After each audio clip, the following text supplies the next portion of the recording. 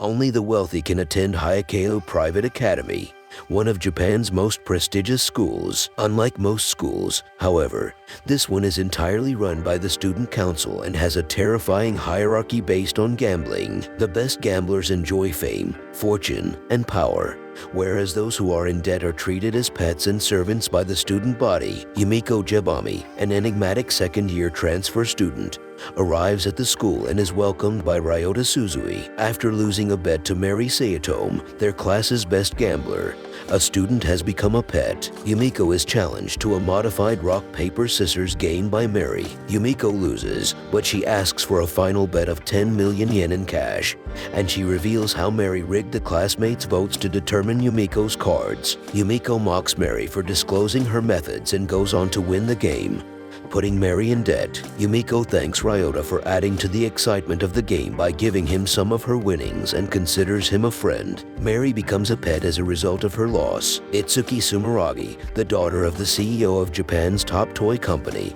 challenges Yumiko to a double concentration game, and a first-year student council member who is renowned for never losing a card game. Itsuki uses 2 decks of cards made by her father's company for this wager and defeats Yumiko in a close match to win 20 million yen. Despite Yumiko's lack of funds, Itsuki agrees to a second round on the condition that if Yumiko loses, Itsuki can have her fingernails and toenails removed to add to her growing collection of nails. Itsuki uses the same 2 decks as before, confident in her ability to cheat by using heat-activated patterns in the cards. Yumiko, on the other hand, reveals that she had figured out her plan and used her intelligence to memorize the cards, winning the game and claiming that Itsuki would have won if she had used a new deck. Yumiko arrives at the Traditional Culture Research Society's clubroom just in time to see Mary lose a high-stakes bet, racking up a debt of 40 million yen. Mary's opponent, Yuriko Nishinatoin, a student council member and president of the Culture Club,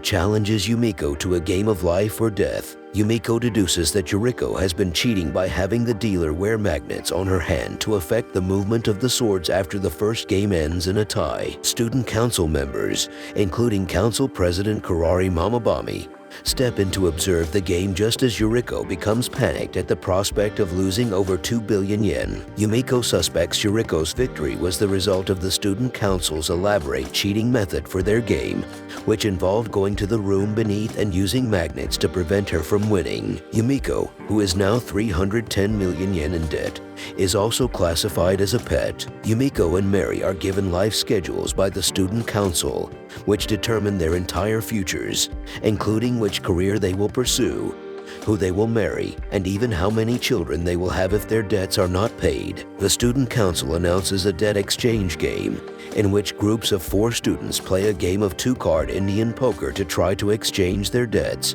with the winner losing their debt completely and possibly winning money. Yumiko and Mary are placed in the same group as Jun Kiwatari, a delinquent male student, and Nanami Tsubomi, another pet. Despite the fact that Jun has no debts, he enters a small 10 million yen debt in order to profit from the game. Jun appears to have deduced that Yumiko and Mary are working together, only to be caught off guard by Mary's bluff play. Yumiko and Mary believe Jun is pressuring Nanami to cheat for him, putting him under pressure. Jun is desperate because if he does not finish first, the game will become a battle of bluffs, and he will be forced to pay a large debt. He succeeds in moving up, but when Nanami gets a chance to overtake him, he panics and tries to force her to fold. Yumiko persuades Nanami to fight for herself, and Nanami defies Jun's orders. In the end, Mary takes first place, while Jun takes last, after it is revealed that Yumiko and Mary had switched their debts, making Yumiko's the least valuable. As a result, Jun inherits Yumiko's 310 million debt,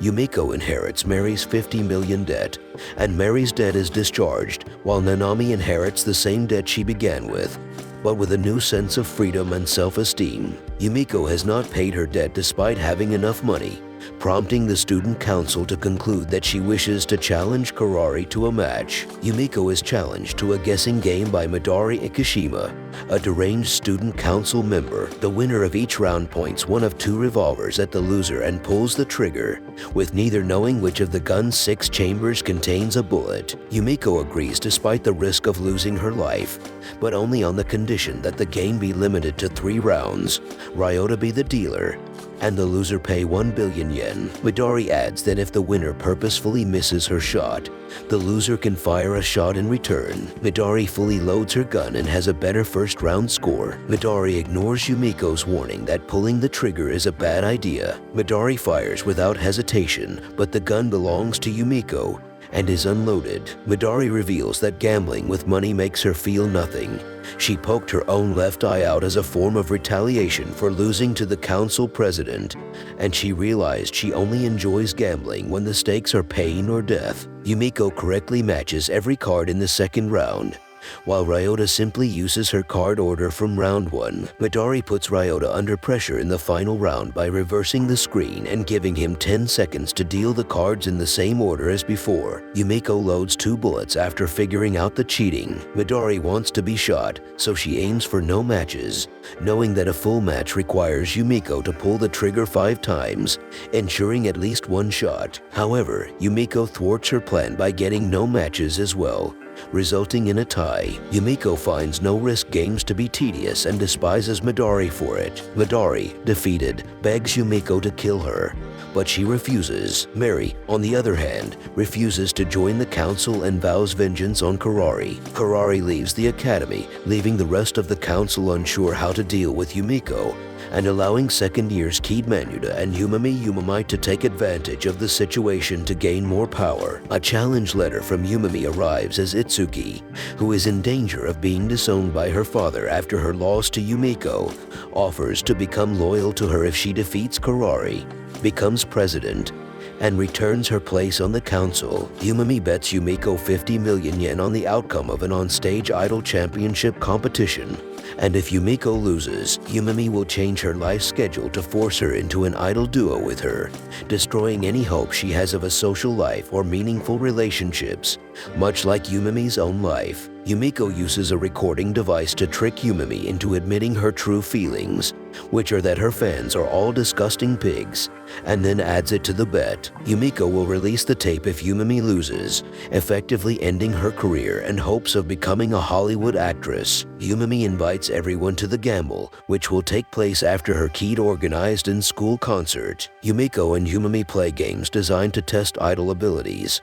such as dancing and singing, in which Yumami allows Yumiko to win several games, giving the impression that she is in danger of losing. They have to guess the birth month of audience members for the final game, which is crucial because if Yumiko loses this game, she loses the entire bet. Yumami is confident in her victory, having memorized the birthdays of her entire fan club, but she panics when Yumiko manipulates dice and the audience member chosen is Mary. Yumiko scares Yumami by tricking her into writing 9 on her card when she meant to write 6, but when Mary's birthday is revealed to be in March instead, Yumiko wins the game because her guess was 3 months closer. Yumami's fans are still loyal to her despite the fact that the recording has been played. Yumiko, pleased with Yumami's conviction, reveals that someone tried to sabotage Yumami's career by sending her a ripped-up fan letter along with the challenge match the night before. Yumami then accuses Kid, who is the only person who could possibly run the match with her. Yumiko suggests they gamble to find out who is lying as Kid denies any wrongdoing